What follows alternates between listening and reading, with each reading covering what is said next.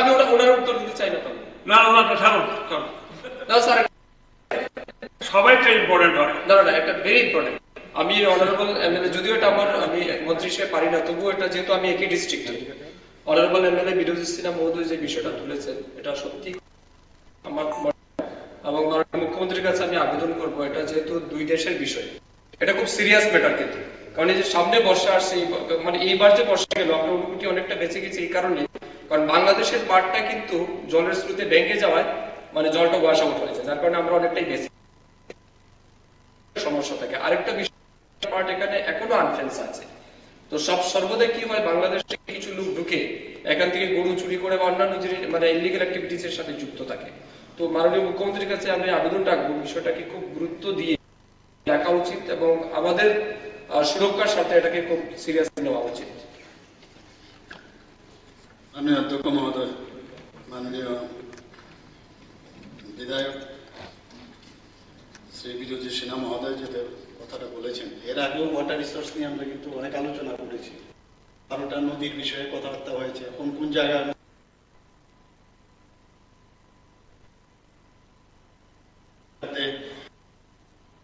কি কি কাজ করছে বিষয়ে অনেক বিস্তারিত আলোচনা হয়েছে। আমি নিজেও এটা মাননীয় মন্ত্রী বাহাদুরও বলেছেন, উনি একই ডিস্ট্রিক্টের, পাশাপাশি ওখানে গেছি কিন্তু নিজেও প্রত্যক্ষ করেছি সেখানে। আমি কিন্তু উপরেও কিন্তু সেন্ট্রালেও এই বিষয়গুলো ইভেন ফটো তুলে বিভিন্ন সময় আমি এগুলো পাঠিয়েছি। এবং ইন্টারন্যাশনাল বিষয় এখানে বললেই আমরা গিয়ে কাজ করতে পারবো না, অনেক সময় বাধাপ্রাপ্ত হই। তো এগুলো নিশ্চয়ই আমি আবার বলবো কিভাবে এখানে আপনি যে বিষয়টা বলেছেন যাতে বাদকে ওখানে স্ট্রং করা যায়, নিশ্চয়ই দেখবো সেটা।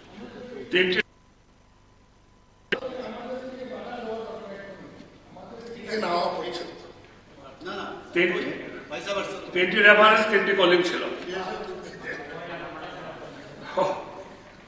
খোয়া কতলা সড়ক, সুবল সিং, ভয়া সুবল সিং, থমকে আছে দীর্ঘদিন যাবত, একদম দীর্ঘদিন, একদম দীর্ঘদিন মাটি কাটতে চলছে, আগে বন্ধ ছিল না, না এখন চলছে একদম দীর্ঘদিন। আপনারা স্লো চলছে, একদম স্লো। ঠিক আছে, দেখি এটা কি প্রত্যেক কথা জানেন, প্রত্যেক কথা ঠিক আছে। তিনটি কলিং, তিনটি ইয়ে ছিল, রেফারেন্স ছিল, সর্বসম্মতিক্রমে তিনটি 6টি লে করে দেওয়ার জন্য অনুরোধ রাখছি বিভাগীয় দপ্তরের ভারপ্রাপ্ত মহানগরে। গভর্নমেন্ট বিজনেস রেজিস্ট্রেশন সরকারি বিল বিবেচনা এবং পাস। মাননীয় সদস্যগণ, এখন সবার কার্যসূচি হলো যে Tripura software establishment within bracket 6th Amendment Bill 2024, the Tripura Bill number 8 of 2024। এটা রয়েছে কোনটা? রেফারেন্স কলিং এর পরে পোস্টপোন করছে এবং এরপরে আর রাখেন না কমিটিজ রিপোর্ট, এই দুটো আমি জানি না এটা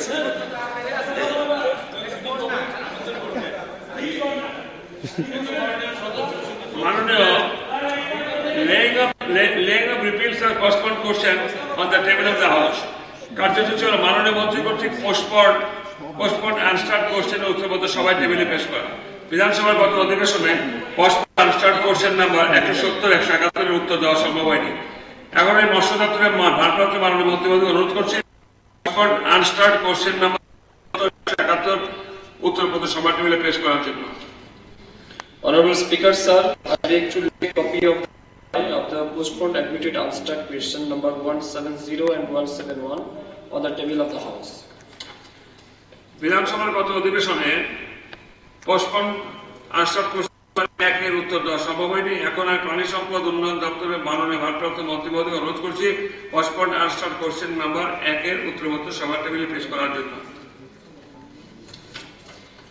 Honorable Speaker, sir, I beg to lay a copy of repeal the postponed unstuck question number 1 of the Department of Treasury on the table of the House. সবার পরবর্তী কার্যসূচি হল কমিটি অন পাবলিক অ্যাকাউন্টস 153তম প্রতিবেদন সভা উপস্থাপন। এখন আমি মাননীয় সদস্য শ্রী দীপঙ্কর সেন মহোদয়, chairman committee on public accounts মহোদয়কে কমিটির 153নং প্রতিবেদনের 153তম প্রতিবেদন সভায় উপস্থাপন করার জন্য অনুরোধ করছি। Honorable Speaker, sir, I, the chairman of the Committee on Public Accounts, on behalf of the committee, beg to present its 153 report on the table of the House. পরবর্তী কার্যক্রম ছিল কমিটি অন প্রিভিলেজের 48 এবং 49তম প্রতিবেদন সভা উপস্থাপন। এখন আমি শ্রী বিনয়ভূষণ দাস মহোদয়, chairman committee on privilege committee 48 এবং 49তম প্রতিবেদন সভায় উপস্থাপন করার জন্য অনুরোধ করছি। Honorable Speaker, sir, I, the chairman of the Committee on Privileges of Tripura Legislative Assembly, on behalf of the committee, beg to present the 48th report of the committee before the House. সভার পরবর্তী কার্যক্রম Another, Honorable Speaker, sir, I, the chairman of the Committee on Privileges of Tripura Legislative Assembly, on behalf of the committee, beg to present the 49th report of the committee before the House. পরবর্তী কার্যক্রম ছিল committee on পিটিশনের 50তম প্রতিবেদন সভা উপস্থাপন। এখন আমি Shri Abhishek Debroy, chairman committee on petition কমিটির 50তম প্রতিবেদন সভা উপস্থাপন করার জন্য অনুরোধ করছি। Honorable Speaker, sir, I, the chairman of Committee on Petition, on behalf of committee, beg to present the 50th report of the Committee on Petitions before the House. মাননীয় সদস্যগণ, আজকের সভায় উপস্থাপিত committee on public accounts, committee on privileges এবং committee on পিটিশনের প্রতিবেদনের প্রতিলিপিগুলো notice office থেকে সংগ্রহ করার জন্য অনুরোধ করছি। Government business legislation. মাননীয় সদস্যগণ, এখন সবার কার্যসূচি হল Tripura software establishment 6th Amendment within bracket Bill 2024 within bracket the Tripura Bill number 8 of 2024 এই সভা বিবেচনার জন্য প্রস্তাব করতে আমি শ্রম দপ্তরের ভারপ্রাপ্ত মাননীয় মন্ত্রীকে অনুরোধ করছি। Honorable Speaker, sir, notice for consideration of the Tripura Shop and Establishment 6th Amendment Bill 2024, the Tripura Bill number 8 of 2024. I hereby give notice of my intention to move the following motion during the ensuing session of the Tripura Legislative Assembly. That bill, Tripura Shop and Establishment 6th Amendment Bill 2024, the Tripura Bill number 8 of 2024, to taken into consideration and that the bill pass. শ্রম দপ্তরের ভারপ্রাপ্ত মাননীয় মন্ত্রী মহোদয় কর্তৃক উত্থাপিত প্রস্তাবটি ভোটে দিচ্ছি। প্রস্তাবটি হল Tripura software establishment 6th Amendment Bill 2024, Tripura bill number 8 of 2024 বিবেচনা করা হোক। যারা প্রস্তাবের পক্ষে আছেন তারা হা বলবেন, যারা বিপক্ষে তারা না বলবেন। আমি মনে করি যেহেতু কেউ না বলেননি, এই প্রস্তাবটি সর্বসম্মতিক্রমে সভা কর্তৃক গৃহীত হল। আমি বিলের ধারাগুলো ভোটে দিচ্ছি। বিলের অন্তর্গত 1 নং এবং 2 নং ধারাগুলি বিলের অংশরূপে গণ্য করা হোক। যারা প্রস্তাবের পক্ষে আছেন হা বলবেন, যারা বিপক্ষে আছেন না বলবেন। যেহেতু কেউ না বলেননি, উক্ত বিলের ধারাগুলো বিলের অংশরূপে সভা কর্তৃক সর্বসম্মতভাবে গৃহীত হইল। এখন বিলের শিরোনামটি বিলের একটি অংশরূপে গণ্য করার জন্য ভোটে দিচ্ছি। বিলের শিরোনামটি বিলের একটি অংশরূপে গণ্য করা হোক। যারা প্রস্তাবের পক্ষে আছেন তারা হা বলবেন, যারা বিপক্ষে আছেন না বলবেন। যেহেতু না বলার কেউ নেই, অতএব এই প্রস্তাবটির বিলের অংশরূপে সভা কর্তৃক সর্বসম্মতিভাবে গৃহীত হইল। এখন সবার কর্মসূচি হল Tripura shops and establishment 6th Amendment Bill 2024, Tripura bill number 8 2024 pass করার জন্য প্রস্তাব উত্থাপন। আমি শ্রম দপ্তরের ভারপ্রাপ্ত মাননীয় মন্ত্রী মহোদয়কে অনুরোধ করছি প্রস্তাব উত্থাপন করার জন্য। বিল টু বি পাস। শ্রম দপ্তরের ভারপ্রাপ্ত মাননীয় প্রস্তাবে ভোট দিচ্ছি। প্রস্তাবের পক্ষে যারা আছেন তারা হা বলবেন, যারা বিপক্ষে না বলবেন। যেহেতু না বলার কেউ নেই, উক্ত প্রস্তাবটি সর্বসম্মতক্রমে গৃহীত হল। গভর্নমেন্ট বিজনেস সরকারি বিল বিবেচনা পাস। মাননীয় সদস্যগণ, এখন সবার কার্যসূচি হল the salaries, allowances, pension and other benefits of the ministers, speakers, deputy speaker, leader of the opposition, government chief whip and the members of the Legislative Assembly Tripura 9th Amendment Bill 2024, the Tripura Bill number 9 of 2024 এই সভায় বিবেচনার জন্য প্রস্তাব করতে আমি আইন ও পরিষদীয় দপ্তরের ভারপ্রাপ্ত মাননীয় মন্ত্রী মহোদয়কে অনুরোধ করছি। মাননীয় স্পিকার স্যার, আমি একটু বলে নিই। এক মিনিট। আমি একে উত্থাপন করিনি। আচ্ছা, উত্থাপন না করলে কিভাবে বলবো? The salaries, allowances, pension and other benefits of the minister, speaker, deputy speaker, leader of opposition, government chief whip and the members of the Legislative Assembly Tripura 9th Amendment Bill 2024 the Tripura Bill number 9 of 2024 be taken into consideration. I don't know. বলুন sir আমি যে বিষয়টা এখানে রাখতে চাই, salary বিল বা salary hike তো আমি তার বিরোধী না। এটা টাইম টু টাইম লেজিটিমেটলি হওয়া দরকার। আমি সেদিনও বলেছিলাম যে অতীতেও এরকম হ্যাক্ট হয়েছে, এটা লেজিটিমেসির মধ্যে রেখে। তো এই জায়গাতে আমরা যারা বিধায়ক, পার্লামেন্টে একটু এটা রুলসটা চেঞ্জ করেছে। পার্লামেন্টে এরকম ভাবেই সাংসদরা তাদের বেতন বাতাদি কিভাবে বিল এনে করত, কিন্তু অরুণ জেটলিজি যখন অর্থমন্ত্রী ছিলেন তখন তিনি একটা সিস্টেম করে দিয়েছেন, এটা পার্লামেন্টে এরকম বিল হিসাবে আসে না। তো সেদিক থেকে we are very very much privilege class. আমরাই আমাদের বেতন ভাতা আমরাই বাড়াচ্ছি, আমরা কারো যেতে হচ্ছে না। তো সেদিক থেকে যেভাবে হয়েছে প্রায় অলমোস্ট 100%, এটা আমাদের রাজ্যের অন্য সেকশনের পপুলেশনের কাছে একটু তাদের কিভাবে আমরা টেস্ট করতে পারছি না। তো এই সময়তে এটা ওদের ঠিক হয়নি, আমি এটা বলতে চেয়েছিলাম। তার সাথে আমি যেটা বলতে চাই, যেটা মাননীয় পরিষদীয় মন্ত্রী বা ট্রেজারি বেঞ্চ তার বিবেচনার জন্য, আমরা যেহেতু অন্যান্য সুযোগ সুবিধা আমরা বাড়িয়েছি, ঠিক আছে, এই হাউসে অতীতে নির্বাচিত হয়েছে এরকম 12 জন সদস্য আছেন বিভিন্ন সময়েতে, 1981 থেকে 2016 অব্দি বিভিন্ন সময়েতে পেনশন পাওয়ার ক্ষেত্রে তাদের যে এই ডিউরেশন দরকার, এগুলো না থাকার কারণে হয়। তো এতে 12 জনের মধ্যে 2 জন প্রশান্ত কাপালি এবং মধুসূদন সাহা, তাদের বোধহয় সার্ভাইভিং ক্লেমেন্ট কেউ নেই, তাহলে 10। তার মধ্যে দুর্বাজয় রিয়াং সিপিআই এর বিধায়ক ছিলেন এবং মন্ত্রীও ছিলেন কিছুদিন, তারও বোধ হয়, কারণ একমাত্র স্পাউস ক্লেম করতে পারেন, আছেন কিনা আমি ঠিক জানি না। তাহলে থাকলো আরো 9 জন। আমি রিকোয়েস্ট করব যে এই এতে না হলেও তাদের সম্পর্কে গভর্নমেন্ট একটু ভাবার জন্য, রেস্ট্রোস্পেক্টিভ না হলেও প্রসপেক্টিভ, অন্তত তাদের ফ্যামিলি মেম্বাররা তারা চিকিৎসাদি ইত্যাদি সুযোগ সুবিধাটি পায়। বেশিরভাগের ক্ষেত্রে তাদের স্পাউসরাই হবে, এটা গভর্নমেন্ট যেন একটু বিবেচনায় রাখে। If not in this session, এটা বাজেট সেশনে হলো যাতে এটা আলোচনা করেন। আমি এর আগেও মাননীয় পরিষদীয় মন্ত্রীকে বলেছিলাম যে এই বিষয়টা দেখুন, তাহলে কয়েকটা পরিবার উপকৃত হবে। এটাই হলো আমার সামনে।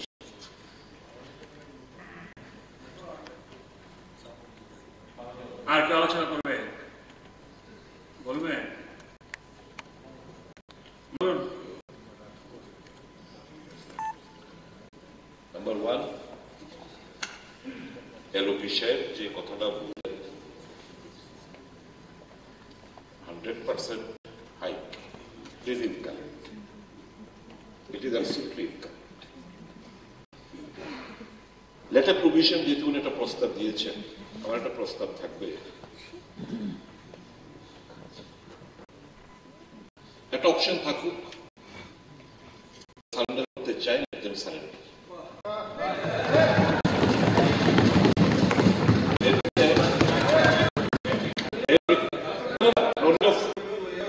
আমি যেটা বাস্তব, আমি শুধু মিডিয়া অ্যাটেনশন ড্র করার জন্য আমি একটা বলবো এখানে, I'm not a hypocrite.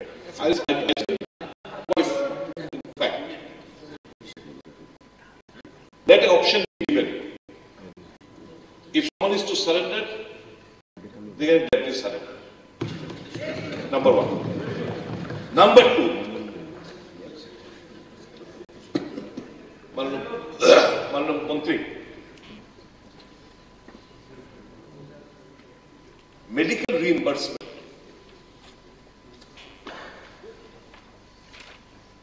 এই জায়গায় দেখা যাচ্ছে অনেকে মেডিকেল রিইম্বার্সমেন্ট নিয়ে অ্যাসেম্বলির মধ্যে তো আমরা চলি, বিভিন্ন কর্মচারীদের কাছে থেকে খবর পাই, এটা সঠিক হচ্ছে না। এখানে বোধহয় কিছু মেরামতির অ্যামেন্ডমেন্টের দরকার রয়েছে। আপনি রিড করুন, ওটা বুঝিনি, শুনিনি, আবার বলুন please. So far as medical reimbursement is concerned, এখানে অ্যামেন্ডমেন্টের দরকার রয়েছে। এত অসুস্থ, এত টাকার বিল, এত টাকার ওষুধ, বিধায়করা তো অসুস্থ বিধায়ক আমরা সব, জেনুইন কিছু আছে।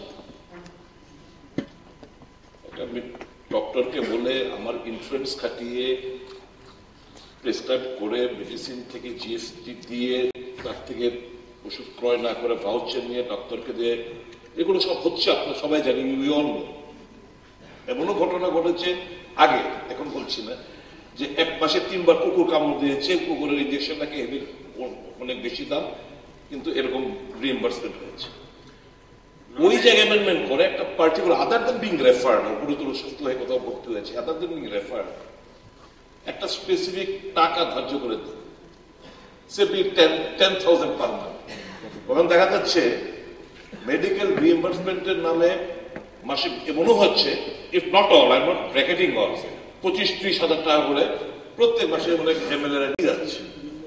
তো একটা স্পেসিফিক, সবাই না, আমি সবাই না, আমি মানে কিছু কিছু লোক, কিছু কিছু এমএলএ, যেমন এক্স এমএলএ, তো লেট এ স্পেসিফিক, এটা সরকার টাকা দিয়ে দেবে, একটা স্পেসিফিক যে মেডিকেল রিইম্বার্সমেন্ট দরকার নেই আমার 25,000 টাকা, 10,000 টাকা specific, other being referred or being hospitalise, এগুলো তো স্পেসিফিক আলাদা কারণ। কিন্তু এই যে টাকাটা লেট ইট বি ফিক্সড, এই আমার একটা প্রস্তাব থাকবে। If not this step, in the coming days you can bring in this amendment. Thank you. Okay, আমি সুশান্ত বাবু, just a minute, as because আমি একটু দেখি, আমি মনে করি কোন বিধায়ক বর্তমান এবং প্রাক্তন এরকম নেচারের হওয়ার কথা না, সুস্থ এবং অসুস্থতা। কারণ কিছু কিছু বিধায়ক আছেন প্রাক্তন, গুরুতর অসুস্থ হন এবং কিছু কিছু আইনের বেরিয়ারে অনেক সময় মুশকিলে পড়ে যান, যেটাকে আমি সলভ করে দেওয়ার চেষ্টা করি, স্পেশাল স্টাফদেরকে ডেকে এনে আমার চেম্বারে যাবেন, কার কার জন্য আমি কাজ করেছি এখানে নাই বা বললাম, শুনে নেবেন। এবং এগুলো কিন্তু বেশিরভাগ ট্রেজারি ব্যাংক, অপোজিশন ব্যাংক ব্যাপারটা তা না, করে দেয় হিউম্যানিটারিয়ান গ্রাউন্ডে, করতেই হয়। আর আপনি যেটা বললেন, কারণ হয়তো ইউ ডাজন্ট নিড, এরকম নিডি আছেন পরিবার যারা, আমি জানি কিছু কিছু, আমি ইতিহাস শতবাবুকে বলেছি, এমন কিছু কিছু নিডি পরিবার আছেন, মানে প্রয়াত এমএলএদের সিরিয়াস কন্ডিশন, এবং ওনাদের আমি যদি বলতে বলেন কি একজন সিরিয়াস কন্ডিশন, সিরিয়াস, চোখের জল ফেলে ছেলেটা চিঠি লিখেছে, তার বাবা ছিল প্রাক্তন বিধায়ক, নাম বললাম না। সুতরাং সব দলেরই আমি দেখি, কিন্তু আমি মনে করি না যে কোনো বিধায়ক ফলস বিল দিয়ে এসব কাজ করেন। হ্যাঁ, ওকে। মাননীয় অধ্যক্ষ মহোদয়, আসলে মাননীয় বিরোধী দলনেতা কি বললেন জিনিসটা পরিষ্কার নয়, কিন্তু যতটুকু আমরা উপলব্ধি করলাম উনি এই প্রস্তাবের বিরুদ্ধে। আমি আসলে দ্বিচারিতা কাকে বলে এটা বলতে পারবো না, কারণ 2019 সালে 18 সালে আমরা বিধায়ক হই, 19 সালে বোধহয় শেষবারের মতো স্যালারিজ পেনশন হাইক হয়।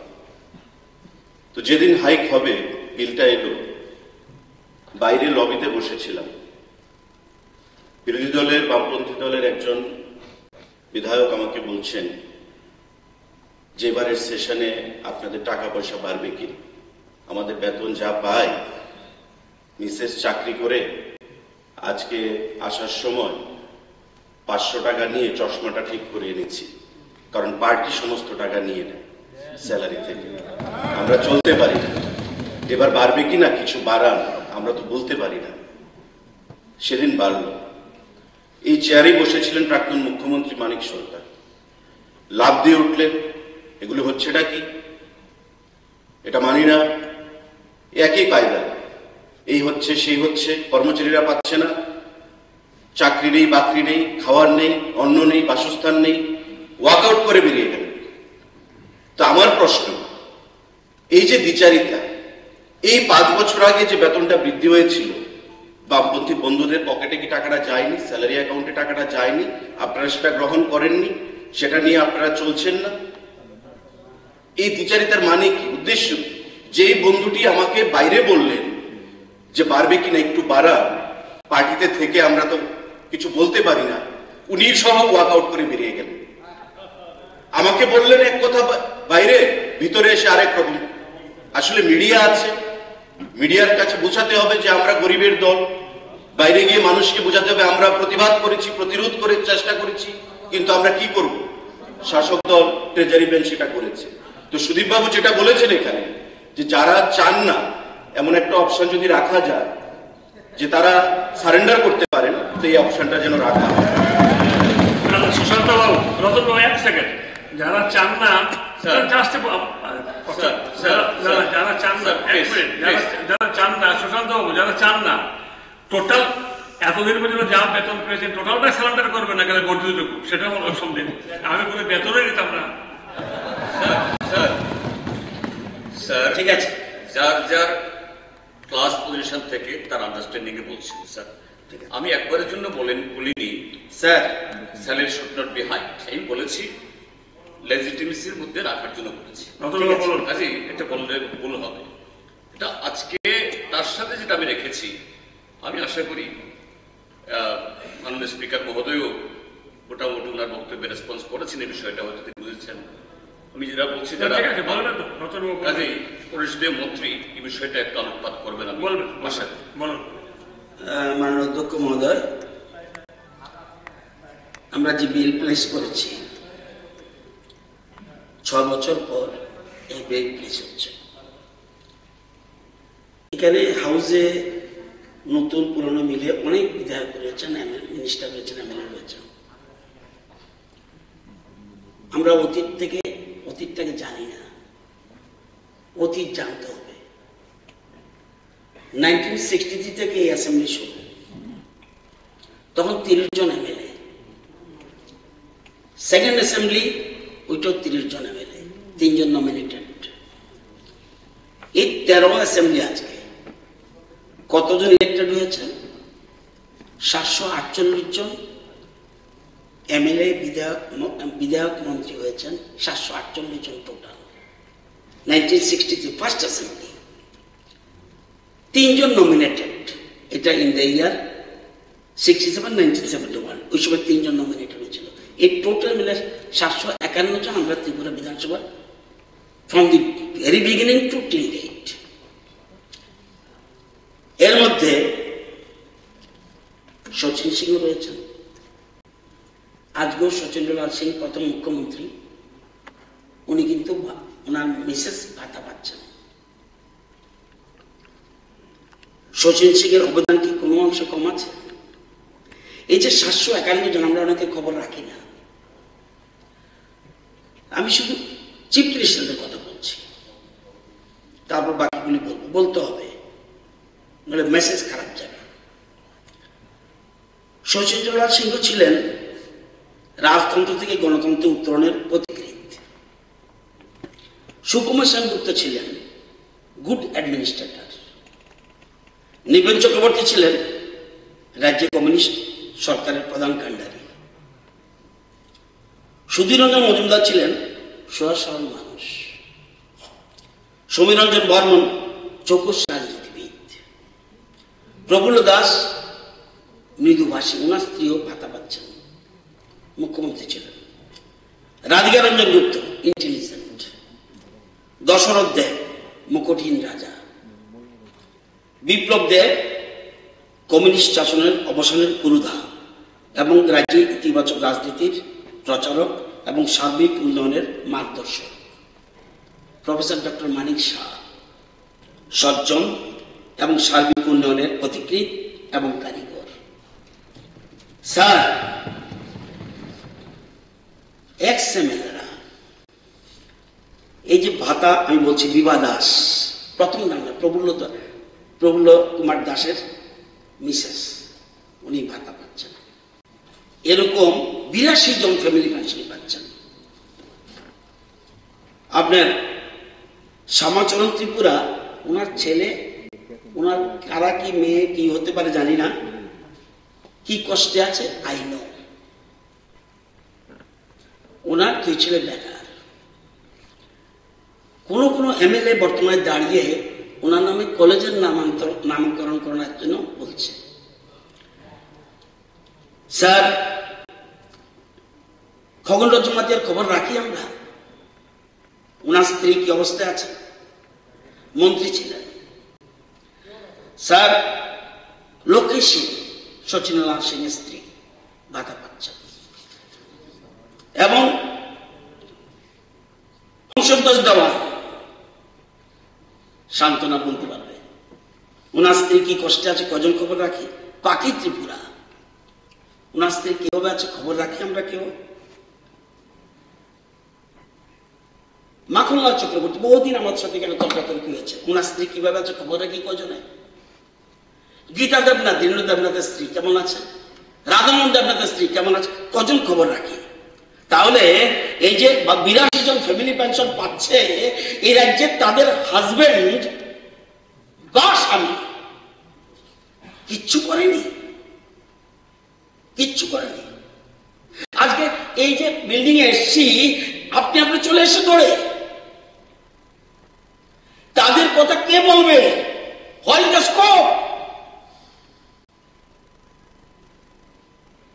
খবর রাখেন, আমরা যাই, জিজ্ঞাসা করুন যাদের পাশে। আমি সবগুলি নাম বললাম না, 82 জনের নাম বলতে হবে। স্যার, আজকে কজন, এটা বললাম ফ্যামিলি পেনশন। এবার এক্স-এমএলএ পেনশন, যেটা ফ্যামিলি পেনশন কত, 25,000 টাকা করে পায়। আপনি জানেন আমরা যে পেনশন কথা বলছি,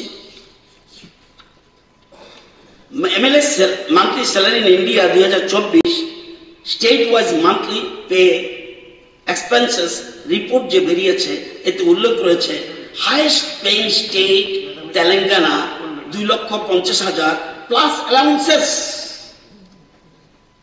lowest paying state ত্রিপুরা। এত কিছু পরও lowest। এই আমি তো দিল্লি 4 লাখ টাকা, আমি সব বললাম না। তাহলে লেটেস্টটা বলছে 4 লাখ টাকা। স্যার, এরা কজনে খবর রাখে, কজন আমি তাদের নাম জানি, কজন এক্স-এমএলএর নাম জানে, কজন এক্স-এমএলএর স্ত্রী খবর রাখে। শচীন্দ্রনাথ সিং এর মিসেস কত কোয়ার্টার পর্যন্ত দেওয়া হয়নি। অথচ আজকে এই এরকম 100 জন এক্স-এমএলএ আছে। এটা বলতে গেলে অনেক দুঃখের কথা স্যার। স্যার, এক্স-এমএলএ যারা পেনশন পাচ্ছেন, তাদের রাজ্যের জন্য এবং এলাকার জন্য বহু কাজ করে গেছেন, তাদের দেখবে কে? এই ডিপার্টমেন্ট না দেখলে কে দেখবে? বলতে হবে আমাকে, তাহলে কেউ দাঁড়িয়ে গেলে বলতে হবে কে দেখবে।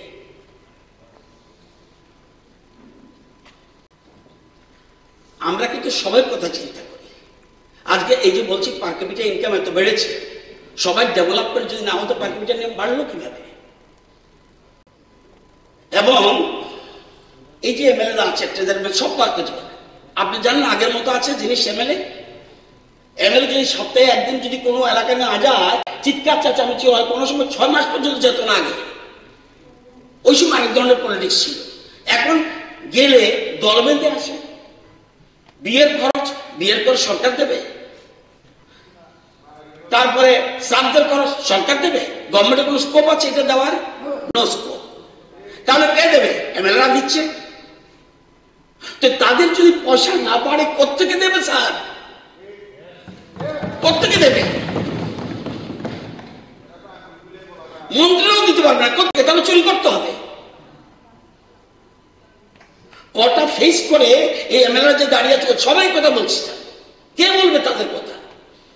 এই যে সংখ্যা অতীতটা আমরা জানি না বলে, এবং সেই জন্য তাদের পেনশন আমরা বাড়িয়েছি। যেমন ফ্যামিলি পেনশন 25,000 টাকা পেত, এখন তাদের কত করেছি? 48,000।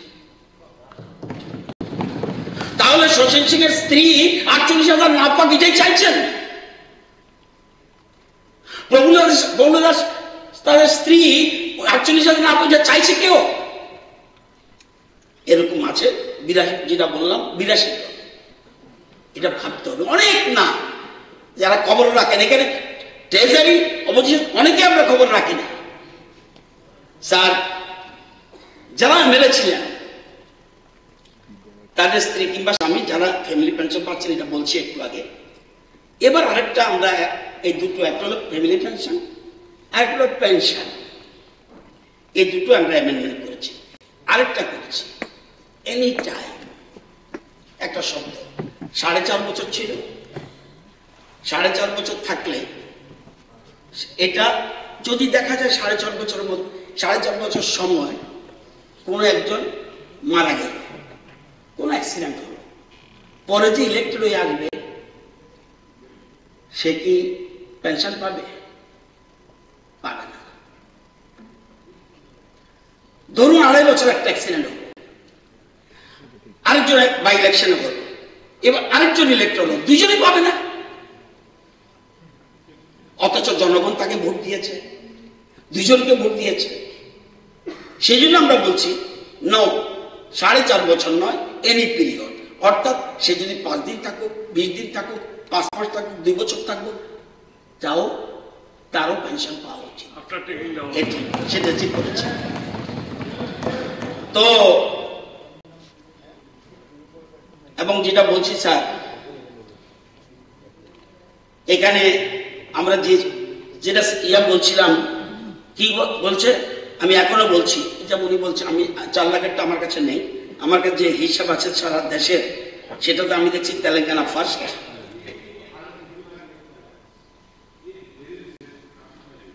করেছে।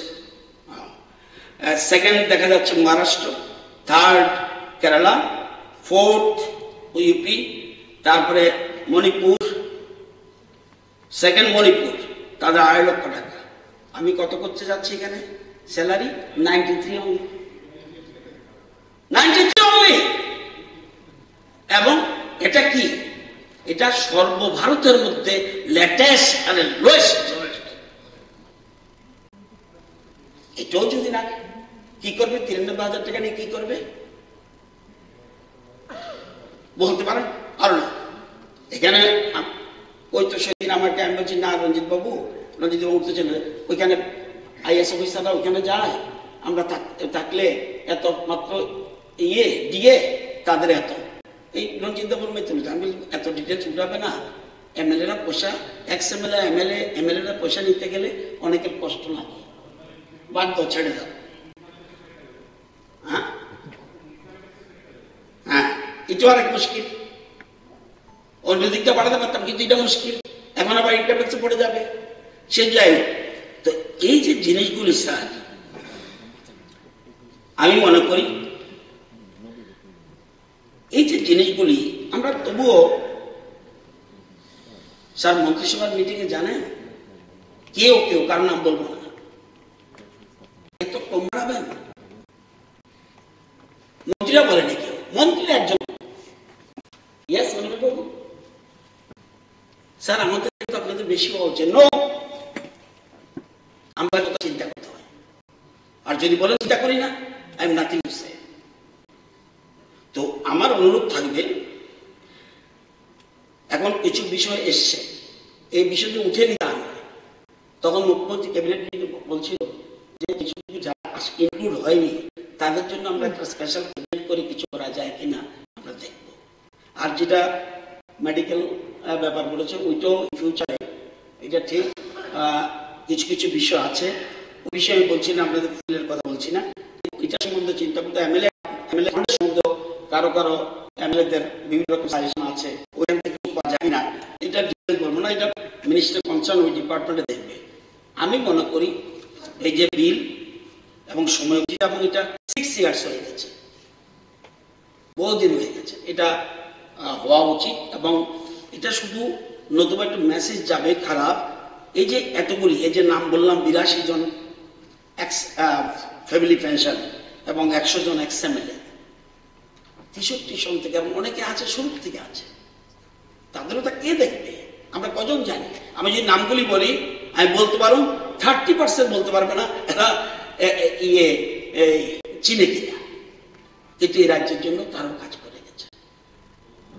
তো সুতরাং আমি মনে করবো এটা নিয়ে বিতর্ক নেই। এবং পরবর্তী সময় জিতেন বাবু বলছেন এবং আসলে সবাই বলে যে আমরা এটা করা উচিত।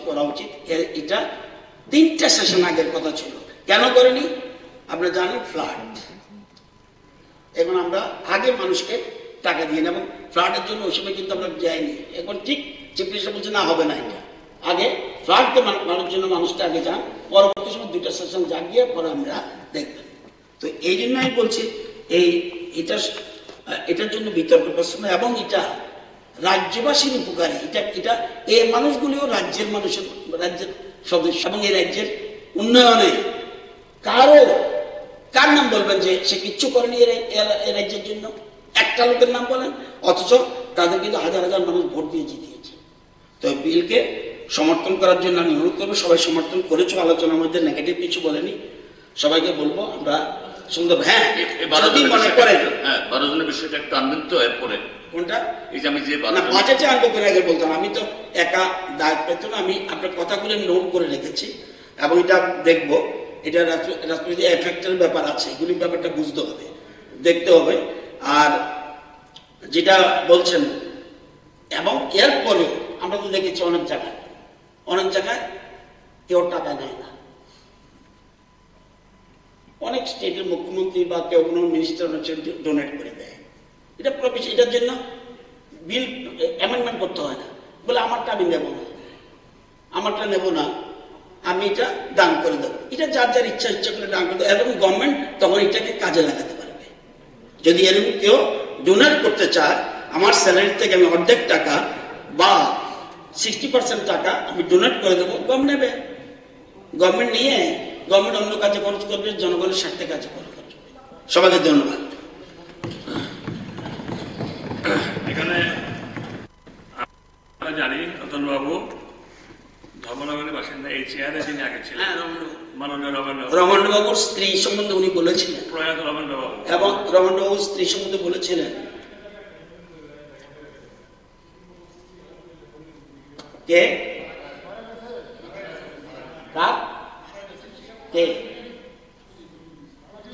সুধীরবাবু নিচ্ছেন মারা গেছে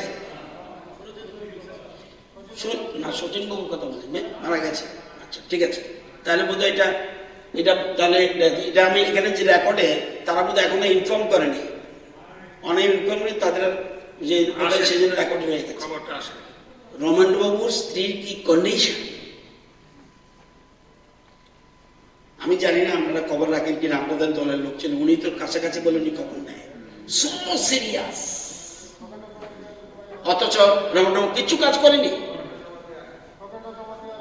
খবরটা জমাতে আমি জানি, এটা আমি নিজে জানি, উনি অনেকের খবরই সব আপনি যতগুলি নাম বলেছে আরো বেশি আছে। ঠিক আছে, ওকে। এখন আইন ও পরিষদীয় দপ্তরের ভারপ্রাপ্ত মাননীয় মন্ত্রী কর্তৃক উত্থাপিত প্রস্তাবটি ভোটে দিচ্ছি। প্রস্তাবটির মধ্যে salaries, allowances, pension and other benefits of the Minister, Speaker, Deputy Speaker, Leader of the Opposition, Government Chief Whip and the members of the Legislative Assembly Tripura, 9th Amendment Bill 2024, the Tripura Bill number 9 of 2024 বিবেচনা করা হোক। যারা প্রস্তাবের পক্ষে আছেন তারা হা বলবেন, যারা বিপক্ষে আছেন তারা না বলবেন। আমি মনে করি না বলার কেউ নেই, অতএব এই প্রস্তাবটি সর্বসম্মতিক্রমে সভা করতে গৃহীত হইল।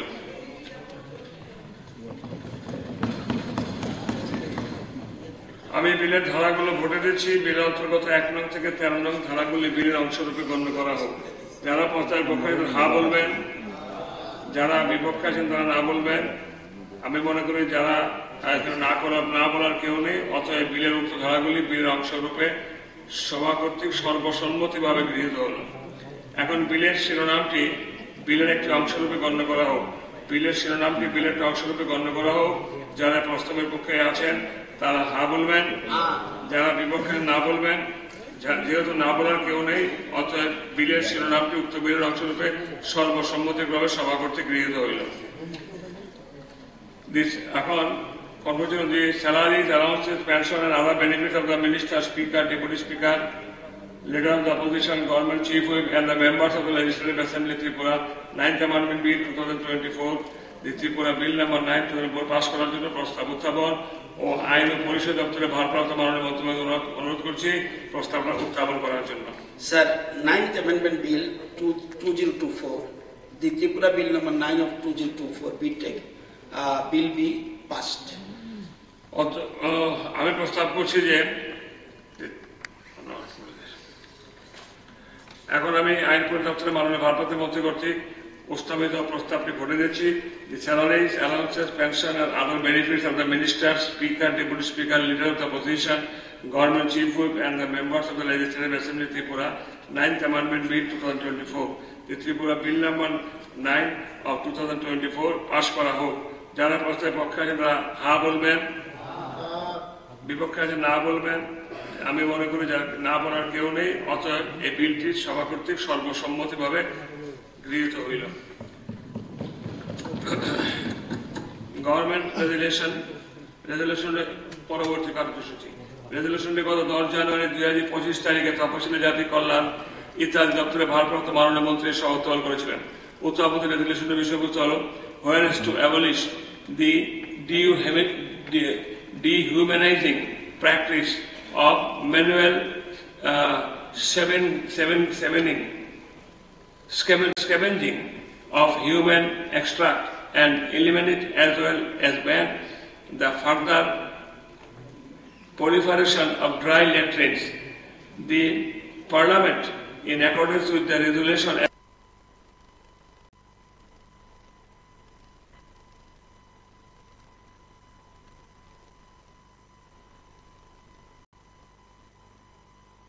46 of 1993.